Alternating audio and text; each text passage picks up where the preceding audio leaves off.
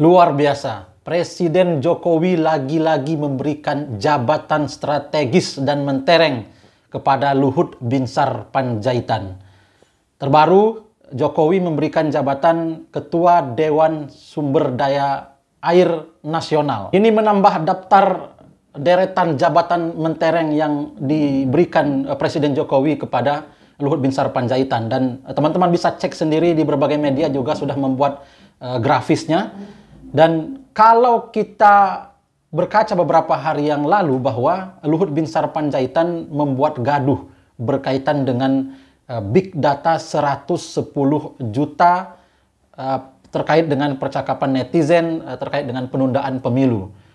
Saya sebetulnya berharap Presiden Jokowi, karena Luhut Binsar Panjaitan sudah membuat gaduh, menjadi percakapan, menjadi perbincangan di tengah-tengah publik berkaitan dengan big data 110 juta yang sampai hari ini pun belum bisa dibuktikan secara transparan oleh Luhut Binsar Panjaitan. Saya berharap Luhutnya di reshuffle dari Menteri Koordinator Marpes, karena itu memalukan kalau kemudian seorang menteri ngomong tapi kemudian tidak bisa dipertanggungjawabkan berkaitan dengan big data 110 juta itu. Tapi apa yang terjadi? Bukannya malah meresapel Luhut Binsar Panjaitan, tapi Presiden Jokowi justru memberikan jabatan baru sebagai Ketua Dewan SDA Nasional. Nah, menjadi pertanyaan, ada apa sebetulnya antara Joko Widodo dengan Luhut Binsar Panjaitan?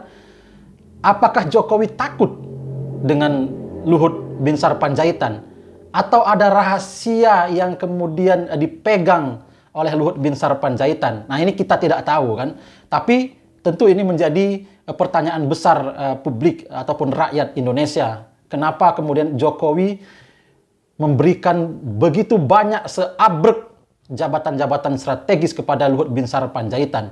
Padahal ini secara fokus kerja sebetulnya ini tidak baik bagi Luhut Binsar Panjaitan sebagai Menteri Kemaritiman dan Investasi, menurut saya, karena ini bisa memecah konsentrasi. Biarlah kemudian Luhut berfokus kepada kementeriannya sehingga kemudian bisa memberikan fokus kerja yang baik terhadap jalannya pemerintahan Presiden Joko Widodo. Tapi ini begitu banyak jabatan yang diberikan oleh Presiden kepada Luhut Binsar Panjaitan, dan tentu saya yakin ini memecah konsentrasi.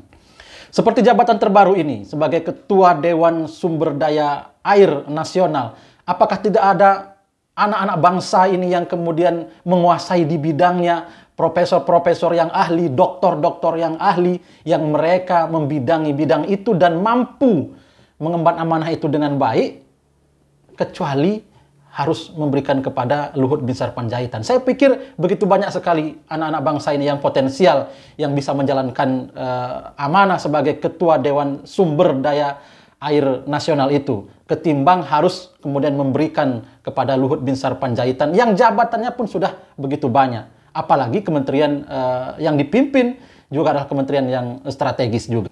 Mari kita pantau ke depan, apalagi jabatan-jabatan strategis yang diberikan oleh Presiden Jokowi kepada Luhut Binsar Panjaitan.